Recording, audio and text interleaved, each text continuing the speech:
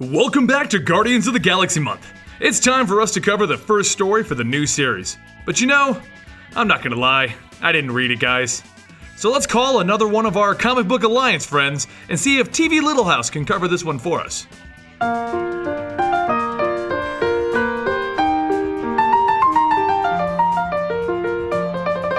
Welcome to Back Issues, everybody. I'm Sal. Nathan. And I'm Ben. I don't know how much of it's going to be in the movie, but you know. Yeah, well. Yeah, we start talking about the movie for like fucking 40 I mean, I don't think they're going to do a whole lot of backstory No. and stuff. Hey, Sal.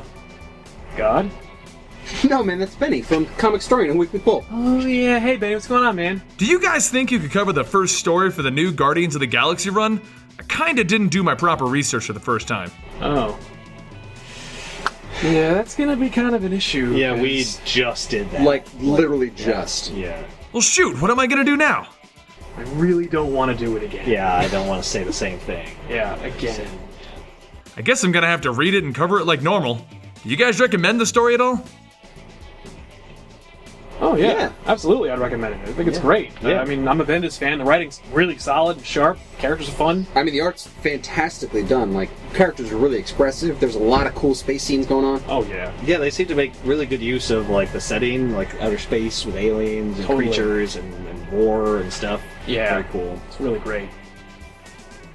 Well, thanks for that. I guess I'll read it and cover it like normal. And while I'm doing my research, I guess the viewers can just head on over to TV Little House and see what you guys thought about it.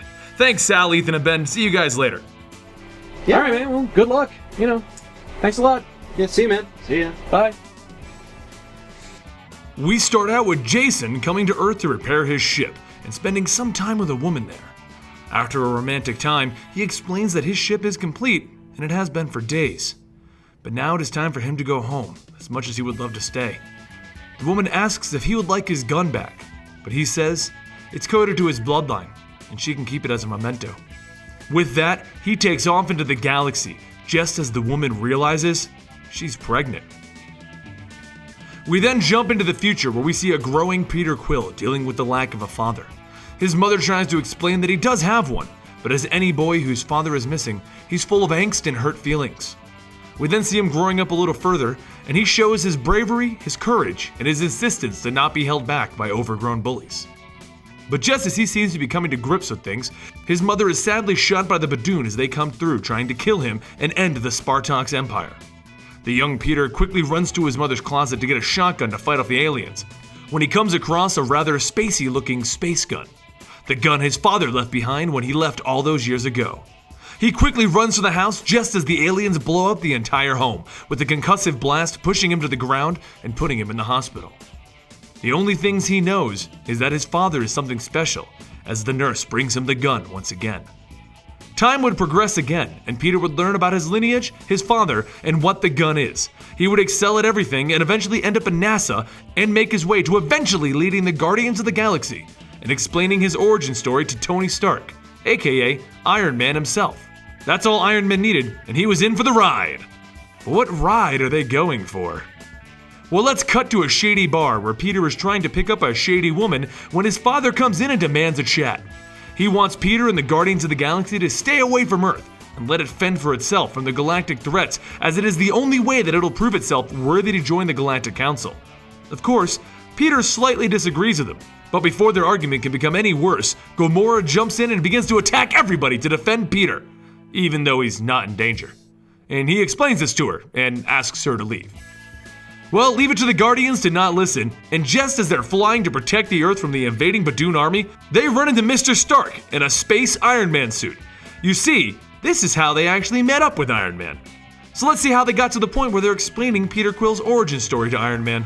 An awesome space battle ensues, and eventually Star-Lord has to call for a retreat. But more and more Badoon try to stop them. More fighting happens, more awesome Guardian lines ensue, and after Groot gets destroyed, Rocket makes sure that he gets the last piece of Groot. But eventually, they're all safe on the ship, but the Badoon aren't done. They fly in and begin attacking London, England. Well, the Guardians use the ingenuity of Rocket Raccoon to revive Iron Man while replanting Groot so that he can grow and they can basically casually tell Iron Man, by the way, your planet is under attack, bud. Well, Iron Man looks around and quickly realizes that this Badoon invasion could get very bad, and he can't seem to get a hold of the Avengers because the Badoon are blocking all communications out of the area.